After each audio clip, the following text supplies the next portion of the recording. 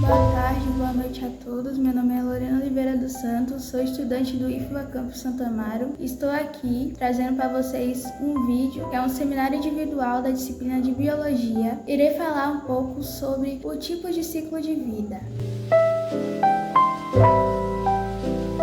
Trouxe aqui uns tópicos de apresentação que irei abordar vocês. Irei fazer uma breve introdução deste assunto. Irei falar o objetivo, conceito geral do ciclo de vida, tipos de ciclo, que o primeiro que eu vou falar é ciclo aplobionte-aponte, o segundo é ciclo aplobionte de ponte e o ciclo diplobionte. Por fim, irei dar minhas conclusões finais. Fiz aqui uma breve introdução do assunto, que os estudos do ciclo de vida na biologia é fundamental para a compreensão dos processos de desenvolvimento, reprodução e perpetuação das espécies no reino dos seres vivos. Ou seja, o ciclo de vida, existem diversos tipos dele, e para isso, cada ser vivo e cada organismo, espécie e ambiente varia e tem um porquê disto que irei apresentar para vocês agora neste seminário. O objetivo que eu trouxe para este seminário visa estabelecer uma contribuição substancial ao conhecimento científico, embarcando uma jornada que proporciona uma visão ampla e aprofundada dos intricados mecanismos que governam o ciclo da vida dos organismos. Além disso, almeja prover a compreensão das complexas interações que desenrolam nos ecossistemas, ampliando assim uma nova percepção sobre a intricada teia da vida. Irei falar aqui sobre o conceito de ciclo de vida, principalmente na visão da área da biologia, que é um conjunto de transformações, ou seja, uma evolução, um processo de que você faz e refaz, que é um processo principalmente celular nas nossas vidas, que podem passar de indivíduo de espécies para assegurar a continuidade deste processo.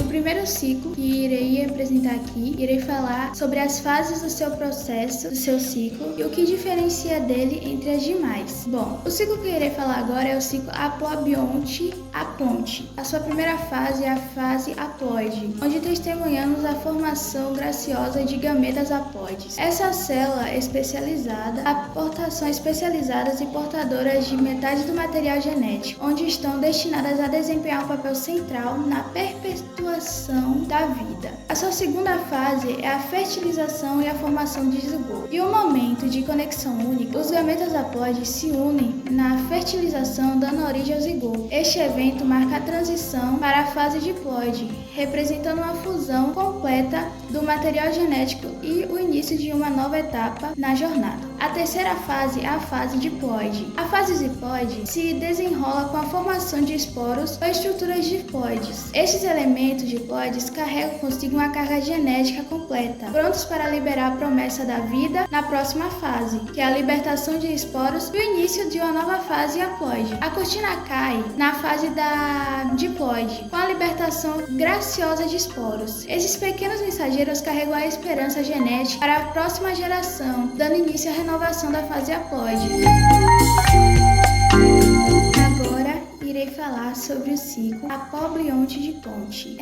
A sua primeira fase é a fase diploide dominante, onde a primeira parte deste espetáculo biológico destaca na fase diploide, onde a célula-mãe, por meio da mitose, perpetua e expande a presença do material genético. Este é o período de crescimento e desenvolvimento, marcado pela produção de células especializadas que contribuirão para a riqueza funcional do organismo. A segunda fase deste ciclo é a formação dos gametas diploides e liberação. Em um momento dramático, testemunhamos a formação dos gametas diploides, células especializadas e destinadas a desempenhar um papel crucial na reprodução. Esses gametas, liberados no ambiente, aguardam ansiosamente o próximo ato do ciclo, que é a fertilização e a fase haploide transitória. O ápice da narrativa ocorre com a fertilização, onde dois gametas diploides se unem para criar um novo organismo. Surge então então a fase haploide transitória, que uma breve e mais essencial etapa que representa a fusão de material genético e diversificado. Aí damos ênfase para a próxima fase, que é meiose e fase haploide dominante. A segunda metade do ciclo nos conduz à meiose, um processo que reduz o número de cromossomos pela metade. Aqui, a fase haploide domina brevemente, exibindo uma expansão genética singular. Este é o momento em que a singularidade genética se revela, dando origem a organismos únicos e distintos. E por fim, vai ocorrendo a repetição deste ciclo, garantindo a continuidade das espécies ao longo do tempo. Agora eu irei falar sobre o último ciclo que irei apresentar, que é o ciclo diplobionte. A sua primeira fase é a fase haploide, que é mais conhecida como gametófito. A abertura deste ciclo nos transporta para a fase haploide, que como característica, não apenas neste ciclo, mas em todos os ciclos que eu apresentei aqui, se iniciam com a sua fase haploide, que é conhecida como a fase gametófica. Aqui, nesta imagem, testemunhamos a produção meticulosa de gametas haploides e células especializadas destinadas a participar da dança de reprodução, onde damos início à segunda fase, que é a fertilização e a fase diploide inicial, ou seja, a formação do zigoto. O ápice da emoção acontece com a fertilização, momento de união entre gametas haploides que dá origem ao zigoto, marcando o início da fase diploide. O zigoto carrega consigo a promessa de uma nova vida, contendo o conjunto completo de cromossomos. Agora, dando início à terceira fase, que é a produção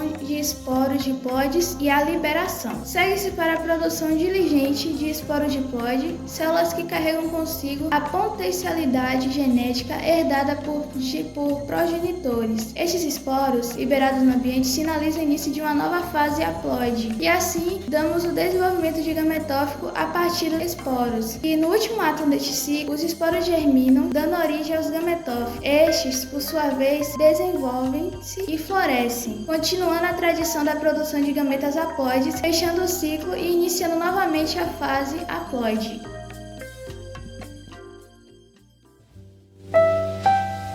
Agora é a minha conclusão final, e pelo que eu entendi, embora alternâncias da fase de haploide e diploide sejam uma característica comum, a riqueza está nos detalhes específicos de cada ciclo, ou seja, não é apenas características distintivas, mas também o ambiente em que se está cada ciclo de vida, pois cada ciclo de vida é uma obra-prima da evolução, redefinida ao longo de eras para atender às exigências específicas do ambiente. As adaptações observadas refletem não apenas a astúcia da seleção natural, mas também a capacidade incrível das espécies de se ajustarem e prosperarem em respostas a mudanças ao seu redor. Estas aqui são as referências finais. Muito obrigada por terem assistido até aqui.